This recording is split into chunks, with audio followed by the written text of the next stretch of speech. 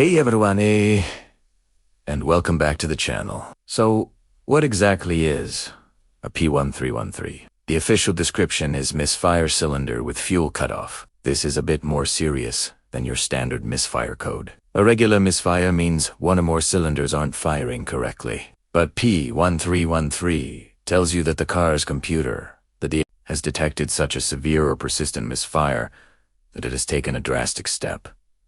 It has completely shut off the fuel supply to that specific cylinder. Why does it do this? It's a protective measure. When a cylinder misfires, unburnt fuel can get dumped into the exhaust system. This raw fuel can then ignite inside the catalytic converter, causing it to overheat and melt down. Catalytic converters are incredibly expensive to replace, so the car is essentially sacrificing one cylinder's performance to save a much pricier component. Think of it as the car's self-preservation mode kicking in. The result is a very noticeable, rough-running engine, a flashing check engine light, and a significant loss of power because you're now running on one less cylinder. Now, let's get into the fun part. Diagnosing the problem. Since the code tells us a misfire is the root cause, our investigation needs to focus on the three pillars of combustion: spark, fuel, and compression. However, for this specific issue, we're most likely dealing with spark or fuel. The most common culprits behind a P1313 code are, in order of likelihood, a faulty ignition coil, a bad spark plug, or a malfunctioning fuel injector. Let's start with the easiest and most common suspect, the ignition coil. On these Porsche engines, the coils sit right on top of the spark plugs. Over time, heat and vibration can cause them to fail. They can develop cracks in the housing, or the internal electronics can just give up. Here's the best way to test for a bad coil, and it won't cost you a dime. First, you need to identify which cylinder is misfiring. Your diagnostic scanner should tell you this. For example, it might say P13144, cylinder 1, P1315 for cylinder 2, and so on. Let us say the misfire is on cylinder 3. What you're going to do is swap the ignition coil from the misfiring cylinder 3 with a coil from a known good cylinder, say cylinder 1. After you've swapped them, clear the codes with your scanner and start the car.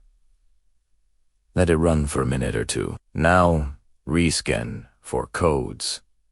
If the misfire has moved to cylinder 1, congratulations. You've just confirmed that you have a bad ignition coil. It's a simple but incredibly effective diagnostic trick. You can then just buy a new coil, install it, and you're good to go. While you're in there, it's a good idea to inspect the spark plugs. If they look worn or fouled, it's a great time to replace them all. But what if the misfire stays on cylinder 3 even after swapping the coil?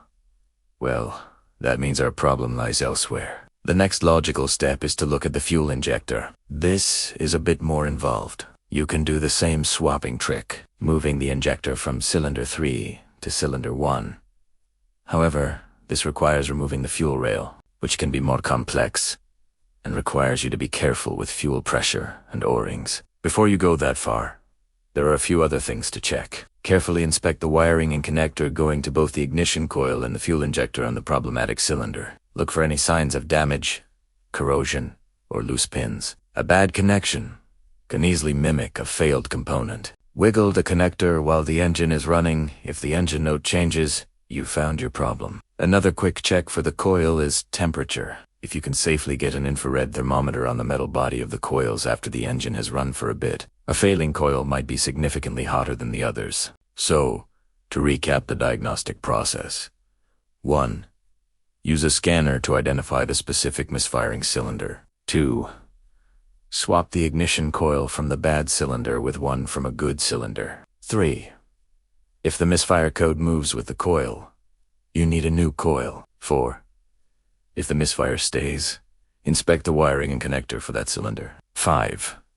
If the wiring is good, the next likely culprit is the fuel injector. You can either swap it to confirm or use more advanced tools to test its function. Dealing with a P1313 code can be stressful, but with a logical approach, you can pinpoint the cause without just throwing parts at it. Always start with the simplest, most common failures first.